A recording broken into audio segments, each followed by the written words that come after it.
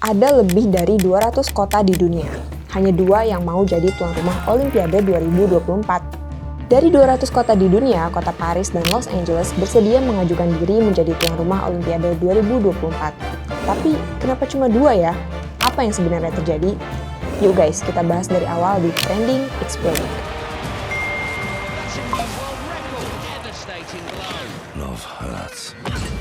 Pada bulan September 2017, Komite Olimpiade Internasional atau IOC mengadakan pertemuan untuk memilih tuan rumah Olimpiade 2024. IOC memutuskan untuk memberikan Olimpiade 2024 kepada Paris dan Olimpiade 2028 kepada Los Angeles secara bersamaan. Bentar, jadi ini kayak mereka mendaftar tuan rumah Olimpiade barengan ke IOC dan dipastikan semuanya dapat bagian ya guys? Sebelumnya, pada tahun 2004, ada 12 kota yang mengajukan diri. 20 tahun setelahnya, hanya 2 kota yang bersedia. Mengapa minat untuk menjadi tuan rumah Olimpiade ini menurun drastis? Pertama, konteks sejarah. Tradisi rotasi tuan rumah Olimpiade sudah ada sejak tahun 1896. Namun, berbagai insiden seperti protes keras dan ancaman teroris membuat banyak kota melihat penyelenggaraan Olimpiade sebagai risiko politik dan tentunya finansial. Insiden-insiden ini menciptakan ketakutan dan ketidakpastian yang membuat banyak kota ragu untuk mengajukan diri sebagai tuan rumah. Kedua, tantangan ekonomi.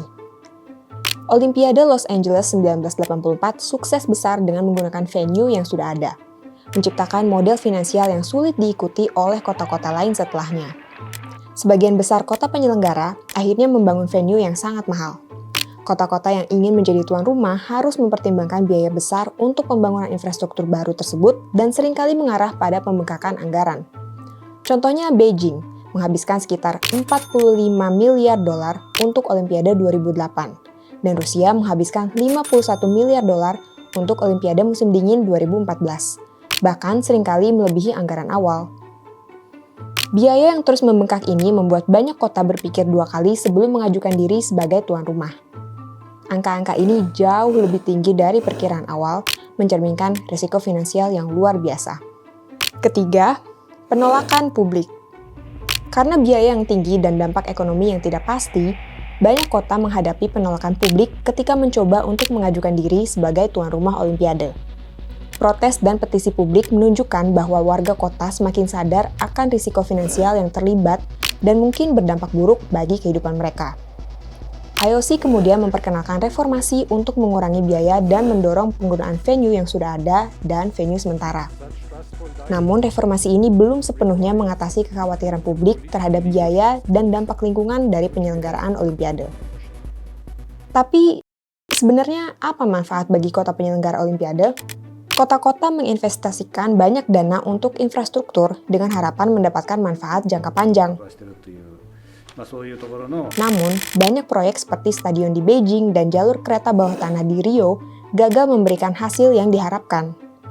Proyek-proyek ini seringkali menjadi white elephant atau proyek-proyek yang tidak lagi digunakan dan hanya menjadi beban biaya pemeliharaan. Memelihara venue Olimpiade yang tidak terpakai bisa menghabiskan jutaan dolar setiap tahunnya. Misalnya Stadion Sarang Burung di Beijing menghabiskan sekitar 10 juta dolar per tahun untuk pemeliharaannya, menunjukkan beban finansial yang terus berlanjut bahkan setelah Olimpiade berakhir. Mari berjalan mundur ke 40 tahun yang lalu.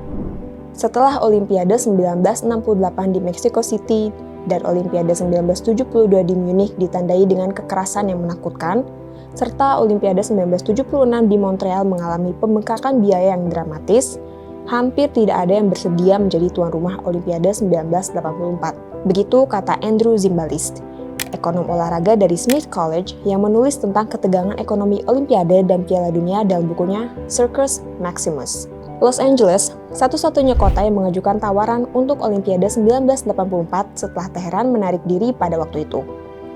LA mampu memaksimalkan potensi dan situasi sampai membangun citra gelaran olahraga tersebut menjadi event paling bergengsi seperti yang kita kenal hari ini. Banyak hal menarik dari Olimpiade LA 1984. Pertama, pemanfaatan infrastruktur yang sudah ada.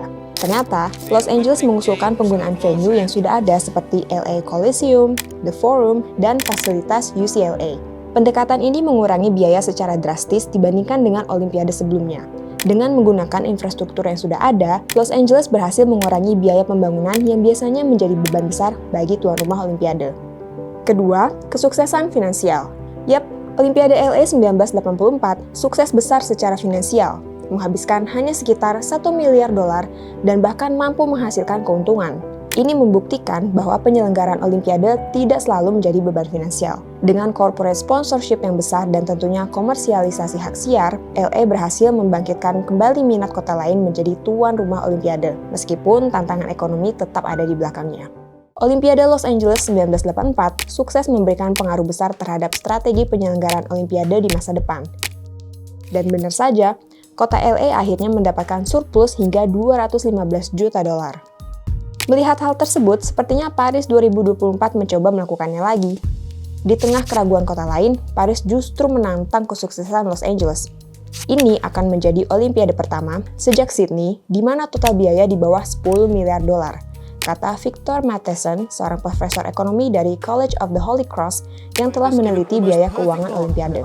Paris 2024 hanya membangun satu fasilitas olahraga permanen, yaitu sebuah pusat akuatik yang diklaim sebagai a low-carbon and bio-based aquatic center. Pusat akuatik ini nantinya akan digunakan oleh masyarakat umum dan atlet Olimpiade Prancis di masa depan, yang ya sebenarnya sangat klasik kita dengar dari semua kota penyelenggara ya guys. Menariknya, Paris 2024 lebih mengandalkan pada infrastruktur yang sudah ada atau bahkan sementara, yang menampilkan monumen-monumen terkenal kota sambil membawa misi Sport Out of the Stadiums. Menarik juga menantikan bagaimana kota Paris setelah event ini selesai. Gimana Jakarta? Masih mau mengajukan diri jadi tuan rumah Olimpiade 2036? Atau mau lebih berani lagi? Mungkin di ibu kota baru IKN? Presiden Joko Widodo sendiri telah secara resmi mengumumkan pencalonan IKN sebagai tuan rumah Olimpiade 2036 dan menekankan pentingnya olahraga dalam persatuan dunia. Langkah ini juga didukung oleh beberapa pejabat tinggi dan organisasi olahraga nasional. Namun, melihat pengalaman dari kota-kota sebelumnya menunjukkan bahwa banyak infrastruktur yang perlu dibangun khusus untuk Olimpiade seringkali terbengkalai setelah acara selesai. Jika benar nantinya akan dilaksanakan di IKN, tentu bisa diproyeksikan sebagai investasi baru, mengingat IKN saat ini pun masih dalam tahap pembangunan.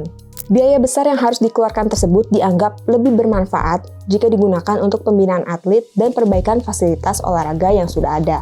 Indonesia tetap optimis dan terus mempersiapkan diri dengan mengirim perwakilan untuk mempelajari persiapan Olimpiade di Paris 2024 dan Los Angeles 2028.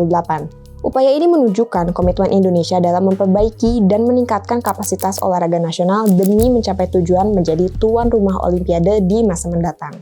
Kembali ke topik awal.